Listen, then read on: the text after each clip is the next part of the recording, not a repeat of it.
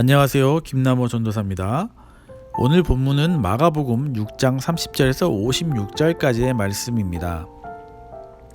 예수님께서는 말씀을 전파하고 귀신을 내쫓는 일을 감당하게 하시려고 12 제자들을 세우셨습니다.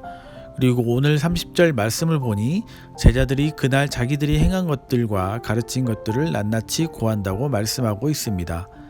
예수님께서는 권능만 주시고 가만히 놔둔 것이 아니라 승천하시기 전까지 이들과 항상 함께 하시면서 가르치시고 보고받으셨습니다. 그리고 그런 그들에게 이제 좀 한적한 곳에서 쉬라고 말씀하시고 한적한 곳으로 이동하십니다. 그런데 멀리서 사람들이 이 모습을 보고 뒤따르기 시작합니다. 사실 갈릴리는 바다가 아니라 작은 호수이기 때문에 사람들은 예수님과 제자들이 배를 타고 이동하는 모습을 볼 수 있었습니다. 그래서 육로로 이동하여 예수님을 보기 위해 반대편까지 먼저 가서 기다리고 있었습니다. 34절에 예수님께서 배에서 내리시자 큰 무리가 있는 것을 보시고 그들을 불쌍히 여기십니다. 그리고 쉬는 것을 미루시고 이들을 가르치시기 시작하셨습니다. 사실 본문에서 예수님은 제자들에게 휴식이 필요하기 위해서라고 기록하고 있지만 마태는 14장 1절에 예수께서 세례 요한이 헤롯에게 죽임당한 소식을 들으시고 배를 타고 떠나서 따로 빈들에 가셨다라고 보도하고 있습니다. 예수님께서 세례 요한의 죽음 소식을 듣고 이를 피해 빈들로 나가셨다라고 기록한 뉘앙스를 지울 수 없습니다. 군중들은 어떠했을까요? 이들은 광야에서 만날 수 있었던 세례 요한을 잃었습니다. 이제는 어디로 가서 복음을 들어야 하는지 알지 못하는 막막한 이들이었습니다. 그래서 예수님은 이들을 목자 잃은 양처럼 불쌍히 여기셨던 것입니다. 그런데 문제가 발생합니다. 오고 가는 사람이 많아 먹지도 쉬지도 못해 한적한 곳에 쉬러 왔는데 역시나 다시 쉴 틈도 없이 가르치고 치유하는 사역에 정신이 없었습니다. 날이 저물어가는 것도 모르고 말이죠. 5,000명이나 되는 사람들을 어떻게 할지 고민이 되자 이들을 돌려보내기를 마음먹은 제자들에게 예수님께서는 너희가 먹을 것을 주라고 말씀하십니다. 한 제자가 답합니다. 우리가 빵을 200데나리온 어치를 사다 먹이라는 말씀입니까? 당시 1데나리온이 하루 품삯임을 감안할 때 일당 10만원으로 계산해도 2천만원인데 돈도 문제고 거리적으로 시간적으로 안 되는 상황이었습니다. 예수님께서 문제 해결을 위해 들어오십니다. 떡이 몇 개나 있는지 확인해 봐라 하십니다. 그리고 떡 5개와 물고기 2마리가 있는 것을 확인했습니다. 당장 2천만원이 아니 5,000명분의 식량이 있어야 하는데 겨우 어린아이가 가진 보리떡 5개와 물고기 2마리라뇨? 그것은 결국 어린이 한 명의 식사 정도밖에 안 되는 그것도 가진 것이 없는 가난한 자의 소유였습니다. 그런데 예수님께서 개입하시자 놀라운 일이 벌어집니다. 그들이 때를 지어 푸른 잔디 위에 앉았습니다. 35절에서 분명 이곳은 황량한 빈들이었는데 마가는 다시 푸른 잔디 위에 앉았다라고 기록합니다. 뭔가 암울했던 분위기가 밝아지는 것 같습니다. 예수님께서 축사하시고 나눠주시니 다 배불리 먹고 남은 것이 12바구니나 됩니다. 푸른 잔디와 먹을 것, 생각나는 것이 있나요? 저는 이것을 보면서 시편 23편이 생각났습니다.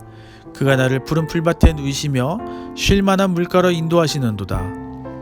즉 목자가 양떼를 인도하는 것처럼 수많은 군중을 푸른 초장으로 인도하시는 모습, 설교하시고 가르치시고 먹이시는 모습에서 진정한 목자로서의 예수님의 모습을 보고 있습니다. 결국 빈들은 푸른 초장을 쉴 만한 물가가 된 것입니다. 때로는 우리가 현실적으로 가능성이 없고 내 시선과 관점으로 봤을 때 불가능해 보이더라도 우리가 판단하지 않고 예수님께 시선을 돌릴 필요가 있다는 것을 우리는 오늘 말씀을 통해 다시금 깨닫게 됩니다. 예수님께서는 제자들을 가르치시고 권능을 주셨을 뿐만 아니라 예수님과 제자들을 따르는 무리들을 가르치시고 먹이셨습니다. 쉴 틈도 없이 이어지는 사역을 진행하시면서 이적과 기적을 베푸셨습니다. 후반부에서도 병자를 고치는 사건이 계속 발생합니다. 매일 예수님을 따르는 무리들 때문에 쉬지도 못하셨을 텐데 예수님의 이러한 힘은 도대체 어디서 난 것일까요? 46절을 보겠습니다. 무리를 작별하신 후에 기도하러 산에 가시니라. 예수님께서 하나님의 아들이시기 때문에 신적 능력으로 이 모든 것을 소화해냈다고 생각하시면 큰 오산입니다. 예수님께서는 기도하러 산에 올라가셨습니다.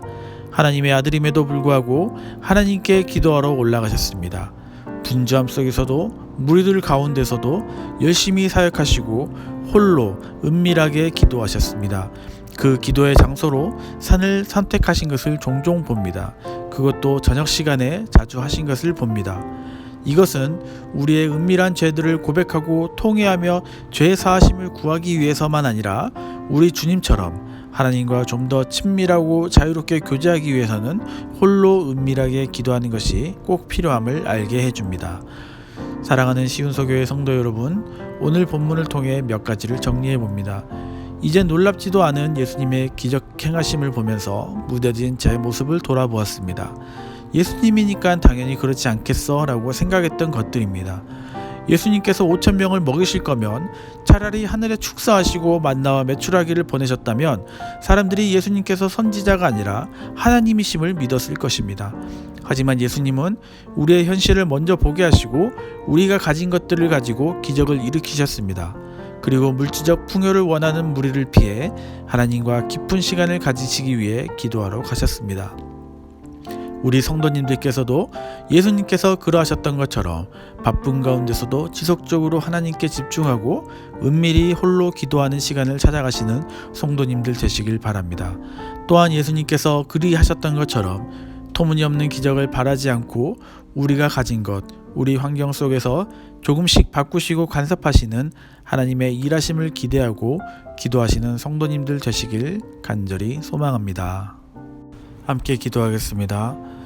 하나님, 오늘도 오병이어 사건을 통해 우리의 작은 것까지도 놓치지 않고 풍요롭게 채우시는 하나님을 발견합니다.